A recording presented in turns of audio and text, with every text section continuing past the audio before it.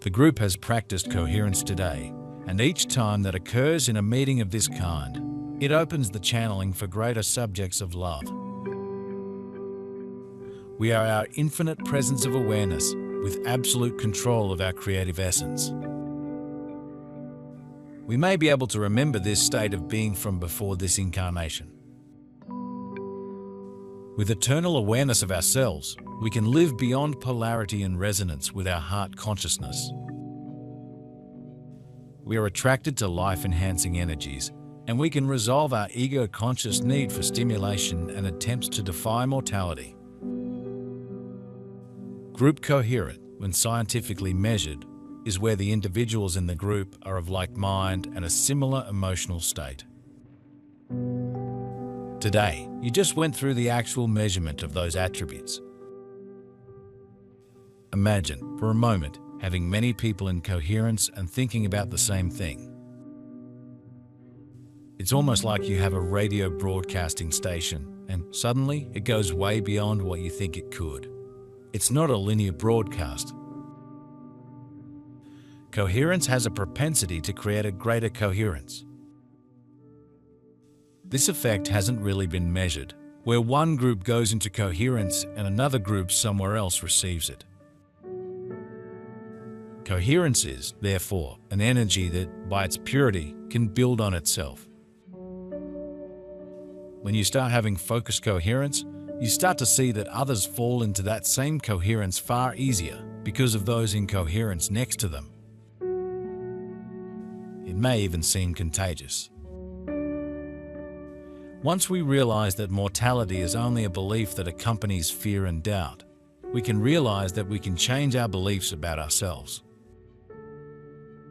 This changes our experience of life. We may even learn that we can be beyond beliefs in our awareness. There are many ways of doing this. One of them is intentionally opening our awareness to our heart consciousness. This awareness gives us confidence to be able to involve ourselves completely in experiences that we love. We can be passionately joyful and grateful for the conscious life force constantly filling our sense of being and providing us with creative power. This is a premise, dear ones, that we have given you in metaphysics that says that balance broadcasts balance. True balance of consciousness creates energy. When you have one balanced individual in a group of those who are not, or among chaos,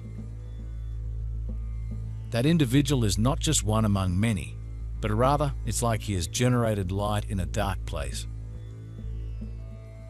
People begin to feel the one who is balanced, and their own reaction to that balance then reaches other balance. Many times, coherence creates more of itself without any conversation at all, and you start to see the power of the created synchronicity that we have called coherence. This is only one attribute of many, which is starting to occur on this planet. We told you about another one. We said that light begets light. This means that the light of high consciousness actually creates more of itself in a way that you're not aware of, and that this attribute is not yet explainable to you. If you look at the example of a light worker creating light in a dark place, what you start to see is that light doesn't stay in one place. It's not linear or local, like an object or liquid would be. Light goes everywhere all at once. In a dark room, when someone lights a match, everyone can see a little better. Beyond the limitations of ego consciousness, we can realize our creative ability.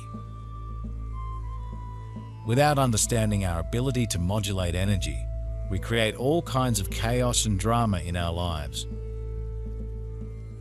Because we allow our attention to be directed randomly, including to negative, life-diminishing vibrations. Whenever negativity arises in our awareness, we can realize that we need to redirect our focus to the life-enhancing energies that we love. We can recognize their symbolism in every situation, allowing us to be thankful and joyful in constant fulfillment and alignment with heart consciousness. With complete confidence in our inner guidance, we can live as we truly desire, among others who live with the same inner guidance and heart consciousness. This leaves the parasites in a lower bandwidth of energy. Our relationships become heartfelt and inspiring. As we pay attention to our heart consciousness, our personal radiance increases greatly, and we can fill our awareness with beauty and love. So it doesn't just benefit the one who lit the match. Then, eventually, others light a match because they see that the one who has lit the first match can see far better than before they can see their situation better in the light. Pretty soon, others get the idea, and more can see better. As we've said so many times in these last 30 years, if you can see one another better, then you're not afraid of each other. The fear that has happened on this planet has been generated from those who can't see the other one, and who surrounds the wagons, as they say, to protect assets and resources because they don't know about the other cultures or societies, or even their own neighbors. They can't see them, so they fear them. However, when you can see each other, you can see they are just like you. You can see that humanity has so much in common, and even, perhaps, you worship the same beautiful Creator. Perhaps it's in different ways, but when you can see that you all understand the image of God, you begin to relax. What would happen if you had that kind of coherence on the planet, even marginally? What would happen if you started to see one another better, and that formerly dark room, which is humanity, started to be illuminated? When you began to actually see one another, what would that be like? The answer is revelation, and it has already begun. As we attract other awakening brothers and sisters, we intensify one another's expanding awareness. We can recognize and feel one another's presence by the light in our eyes and the vibrations of our hearts. By our state of being and our radiant energy, we are expanding the potential awareness of humanity. By our heart-directed thoughts and emotions, we can create a new world of unconditional love and joy for ourselves and all with whom we interact. Did you realize that the invention of what you call the internet seems to correspond with all of the things we began to tell you about in our 1989 arrival of cryo? The internet, dear ones, has allowed so many people on this planet to see you, and you to see them. The new social media that is being used by hundreds of millions of people is all about seeing beyond borders, and, for the first time, actually viewing how other cultures live. This, therefore, allows for revelation because of their similarities. That's a different paradigm on this planet from any other time in history. It's a revelation about humanity itself. There are those who say, well, this whole technology explosion is dangerous to us. It actually takes away from the socialization of individuals with individuals. If that's you, then perhaps you are not appreciating the bigger picture.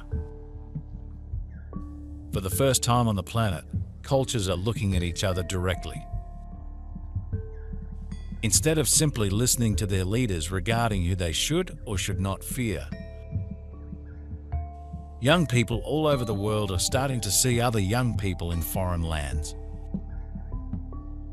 They are doing this not as individual to individual, but en masse by the millions. They are beginning to realize that others are not as they were told. When you can tune in and talk to regular people in country after country after country, you start to see something, and you get a coherence of understanding. There is the realization that you all want the same thing. What would happen if you dedicated a day or two to just understanding one another? Perhaps you would call it Understanding Day, where the whole idea would be to put yourself in a place of compassionate understanding with people in foreign places.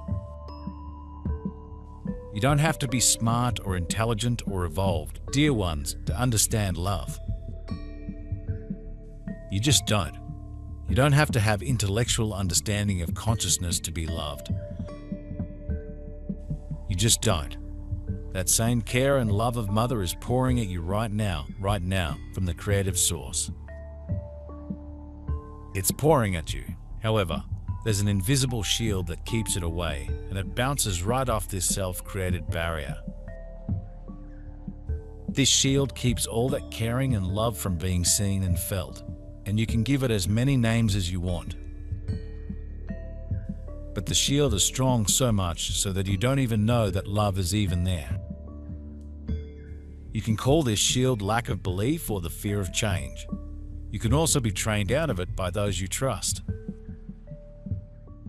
Or you can be too smart to be interested in such odd things as metaphysics. What about a metaphysical shield? A spiritual shield? Can you be fully engulfed in the study of energy and still have this shield? Yes, we will call it intellectual metaphysics. This is where someone is so involved in the mysteries of metaphysics and all the energy that they never feel the love. They are just too much into the minutiae of how things work to stop and be loved. Ask yourself, are you really interested in all the mystery school information? And how energy may have been developed with consciousness of the past? And all the mysterious historical structures and what they mean, but you don't really want to listen to Cryon. That's a shield. You want everything but the love. Yet, the love is the answer to a much more balanced and healthy life. You want to cook the meal over and over but never eat it. You study gourmet cooking, then dash out to eat fast food.